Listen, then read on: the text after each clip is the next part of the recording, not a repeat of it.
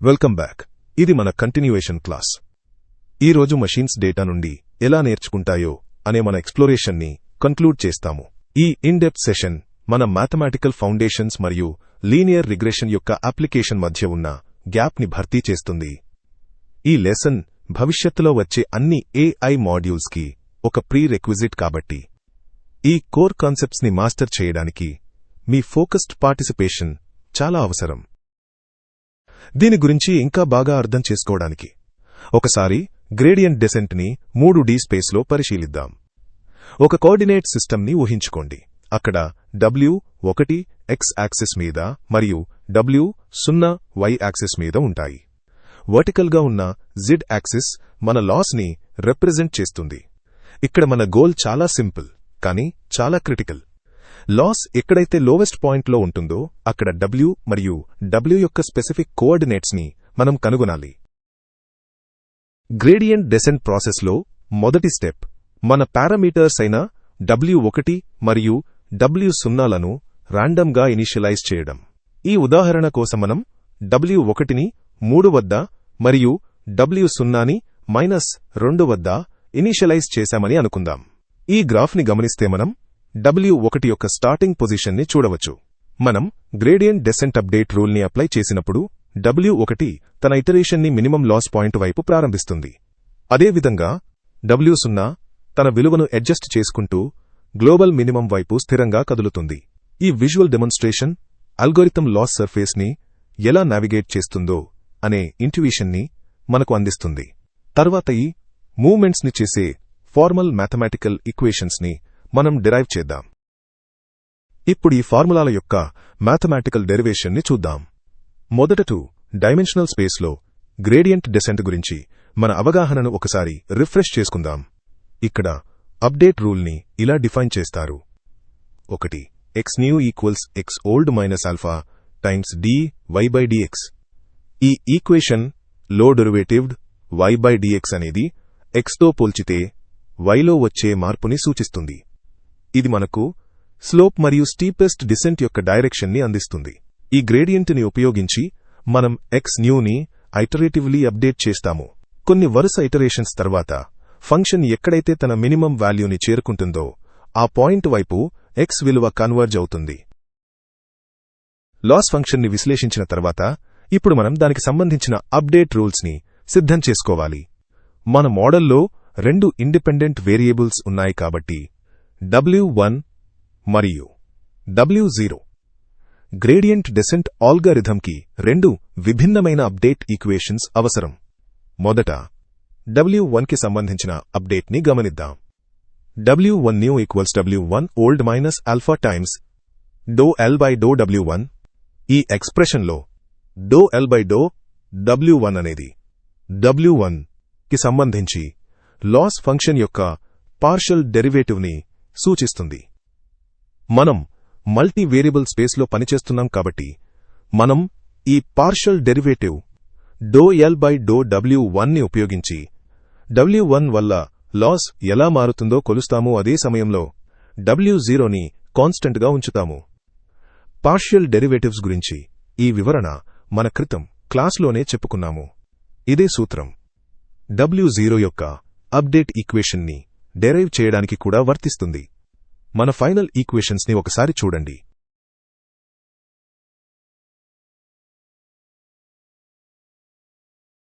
మనం ఒక real world example మరియు మరింత లోతైన అవగాహన వైపు వెళ్లే ముందు ఈ కంటెంట్ మీకు హెల్ప్ఫుల్ అనిపిస్తే దయచేసి ఈ వీడియోని షేర్ చేయండి మరియు మా ఛానల్ని సబ్స్క్రైబ్ చేసుకోండి. మరిన్ని క్విజెస్ మరియు ప్రాజెక్ట్స్ కోసం మా లెర్నింగ్ ప్లాట్ఫామ్ www.wisdomers.in ని సందర్శించండి. మన మునుపటి ఉదాహరణను కొనసాగిస్తూ ఇప్పుడు గ్రేడియంట్ డెసెంట్ ప్రాసెస్ని మొదలు పెడదాం. మొదటి స్టెప్లో పారామీటర్స్ని ర్యాండమ్గా ఇనిషియలైజ్ చేయాలని గుర్తు తెచ్చుకోండి. ఈ డెమో కోసం మనం ఇనీషియల్ వాల్యూస్ W1ని 3గా మరియు W0ని -2గా తీసుకుందాం. దీని ఇంపాక్ట్ని సరిగ్గా అర్థం చేసుకోవడానికి ఇప్పుడు గ్రాఫ్ని ఒకసారి గమనిద్దాం. ఇక్కడ చూస్తున్నట్లుగా ఈ స్టార్టింగ్ వాల్యూస్ వల్ల మన ప్రిడిక్షన్ లైన్ యాక్చువల్ డేటా పాయింట్స్కి చాలా దూరంగా ఉంది. దీనివల్ల ఇనీషియల్ లాస్ చాలా ఎక్కువగా ఉందని మనకు అర్థమవుతోంది. First iteration. ఒకసారి మన ఈక్వేషన్స్ ని చూడండి. ఇక్కడ W1 ఓల్డ్ వాల్యూ 3 మరియు ఆల్ఫా వాల్యూ 0.0004. లాస్ ని W1 తో పార్షియల్ డెరివేట్ చేసిన తర్వాత వచ్చిన ఈక్వేషన్ ని గమనించండి. వాల్యూస్ ని సబ్స్టిట్యూట్ చేసిన తర్వాత ఒకసారి చూడండి. ఇప్పుడు W1 new value W1 old minus alpha times the value we got above కి సమానం. క్యాల్కులేషన్స్ తర్వాత W1 న్యూ వాల్యూ 0.5712 అవుతుంది. సిమిలర్లీ మనం W0 న్యూ కోసం కూడా అదే చేస్తాం. ఫస్ట్ ఐటరేషన్ తర్వాత మనకు W1 ఈక్వల్స్ 0.5712 మరియు W0 ఈక్వల్స్ -2.0659 వచ్చాయి. మన గ్రాఫ్లో వచ్చిన చేంజెస్ ని ఒకసారి అబ్జర్వ్ చేయండి. ఇనిషియల్ ఐటరేషన్ తర్వాత అప్డేటెడ్ పారామీటర్స్ W1 మరియు W0 ఈ లైన్ ని డేటా పాయింట్స్ కి చాలా దగ్గరగా జరిపాయి. దీనివల్ల టోటల్ లాస్ గణనీయంగా తగ్గింది. దీనిపై మరింత డీపర్ పర్స్పెక్టివ్ కోసం ఈ లాస్ సర్ఫేస్ గ్రాఫ్ ని ఒకసారి ఎగ్జామిన్ చేద్దాం. ఈ వాల్యూస్ సర్ఫేస్ పైన ఎలా నావిగేట్ అవుతున్నాయో ఇక్కడ మనం విజువలైజ్ చేయవచ్చు. మన అల్గారిథం యొక్క డైనామిక్ ట్రాన్స్ఫర్మేషన్ ని ఒకసారి గమనిద్దాం. ప్రతి ఐటరేషన్తో మన స్లోప్ W1, ఇంటర్సెప్ట్ W0 మరియు ప్రెడిక్షన్ లైన్ ఎలా ఇవాల్వ్ అవుతున్నాయో గమనించండి. 15,000 ఐటరేషన్స్ పూర్తయ్యాక మన పారామీటర్స్ సుమారుగా W1 ఈక్వల్స్ 0.187 మరియు W0 ఈక్వల్స్ -0.057 దగ్గర స్టేబిలైజ్ అయ్యాయి. ఈ ఆప్టిమైజ్డ్ వెయిట్స్ ఇప్పుడు మన ఫైనల్ మోడల్ని ఫార్మ్ చేస్తాయి. దీని ద్వారా మనం ఫ్యూచర్లో వచ్చే ఏ బిల్ కైనా టిప్ అమౌంట్ ని ప్రిడిక్ట్ చేయవచ్చు. ఇక్కడ మనం అర్థం చేసుకోవాల్సిన ముఖ్య విషయం ఏమిటంటే గ్రేడియంట్ డెసెంట్ అనేది మెషిన్ లెర్నింగ్ కు బెడ్ రాక్ వంటిది. డేటా నుండి నేర్చుకుంటూ మెషిన్స్ నిరంతరం ఇంప్రూవ్ అవ్వడానికి ఇది ఒక మ్యాథమెటికల్ ఎంజిన్ లా పనిచేస్తుంది. మన final prediction line y hat equals 0.187x plus 0.57గా పరిగణించబడుతుంది. లాస్ సర్ఫేస్ పైన వెయిట్స్ గ్లోబల్ మినిమం వైపు ఎలా మైగ్రేట్ అవుతాయో అన్నదానిపై డీప్ ఇంట్యూషన్ పెంచుకోవడం చాలా అవసరం.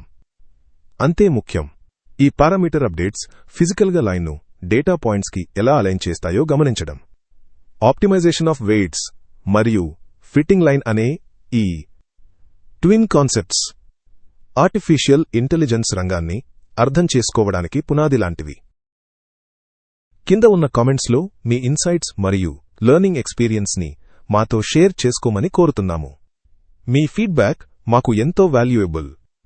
మీకు ఒక ప్రొడక్టివ్ మరియు ఇన్సైట్ఫుల్ లెర్నింగ్ జర్నీ సాగాలని మేము ఆశిస్తున్నాము.